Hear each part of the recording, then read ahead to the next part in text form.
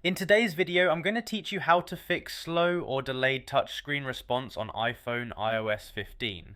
Alright, so I'm starting right here on my iPhone, and the first thing I'm doing is opening up the Settings app.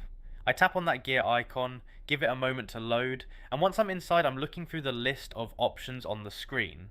From here, I scroll down until I see Accessibility, and once I find it, I tap on it to go inside. Now I'm in the accessibility menu and I'm scanning through the options until I spot touch. When I see touch, I tap on it and that takes me into the touch related settings page. Alright, now that I'm here on the touch screen, I'm looking for touch accommodations. Once I find it, I tap on touch accommodations to open it up. Inside this section, I locate the toggle labeled touch accommodations and I switch it off. The change applies immediately, and once that's done, I head back to the previous touch screen.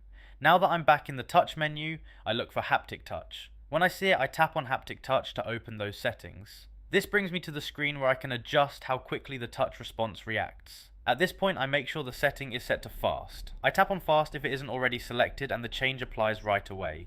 I pause here for a second just to confirm everything looks right before moving on. Now I'm backing out through the menu step by step, returning toward the main screens. And that's really the entire process. Anytime you want to revisit it, just open settings, go into accessibility, tap touch, turn off touch accommodations, and then go into haptic touch to ensure it's set to fast. And that's all there is to it. You've now adjusted the settings that can help fix slow or delayed touchscreen response on your iPhone, and once you've gone through it once, it's quick and easy to return and check again whenever you need.